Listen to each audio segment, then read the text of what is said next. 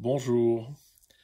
Isabelle posait la question du rapport entre les psychothérapies, les thérapies et la spiritualité, la méditation, pour gérer les émotions.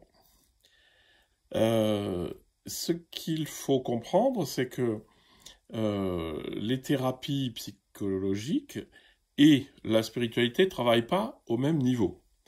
La spiritualité travaille au niveau le plus profond, celui de la conscience dépouillée, alors que les pratiques psychothérapeutiques de toutes sortes, hein, y compris des thérapies corporelles, etc., travaillent au niveau des conditionnements, c'est-à-dire de toute la couche psychique euh, très très vaste. Hein.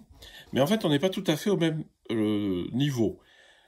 C'est pas qu'il y a tant une hiérarchie que c'est deux choses différentes. Dans l'une, il s'agit d'éveiller la conscience pure qui est en nous, et dans l'autre, il s'agit de s'occuper des conditionnements.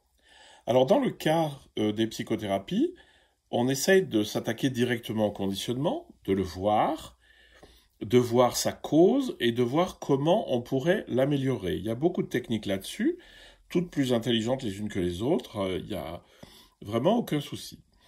La spiritualité, elle voit pas tout à fait ça de la même manière parce que la spiritualité commence par le dépouillement de l'ego, justement, par le dépouillement des conditionnements. Alors ça se fait petit à petit, ça va dans les deux sens, c'est-à-dire que la spiritualité nous dépouille des conditionnements et le dépouillement des conditionnements nous permet de rentrer dans la spiritualité. Néanmoins, il y a deux chemins, je vous l'ai déjà dit, et je trouve ça important à bien comprendre, c'est qu'on peut passer en se disant il faut d'abord que je dézingue mes conditionnements pour accéder à l'éveil. Et moi, je vous dis exactement le contraire. Il faut commencer par l'éveil, qui est l'éveil de la conscience, pour aller revisiter les conditionnements qui m'empêchent de vivre bien. Alors, je parle toujours des conditionnements négatifs, ceux qui nous font pas du bien et qui font pas du bien à notre entourage. Il y a vraiment une distinction de niveau. Et là, je retraduisais un texte de Thérèse d'Avila, qui était très fine comme personne, qui sentait bien les choses, mais qui était aussi extrêmement agitée, voire plus que ça, parce qu'elle avait vraiment des désordres psychiques.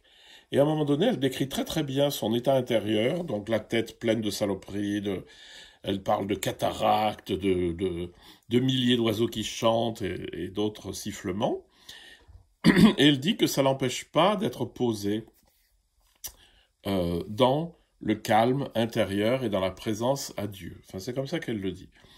Donc, c'est pour résumer, euh, personnellement, je pense que c'est bien de passer déjà, de rentrer par le corps dans le silence intérieur déconditionné. Ça, c'est facile, c'est simple et on y arrive assez vite.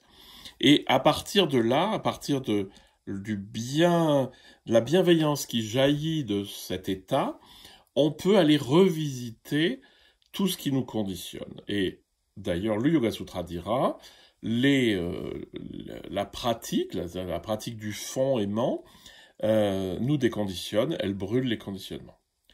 Voilà, donc pour moi, le rapport entre la psychothérapie et la méditation, c'est qu'on ne travaille pas au même niveau, c'est comme le plombier, il fait pas le même boulot que le charpentier, mais il y a un rapport dans la mesure où l'un et l'autre sont en interaction.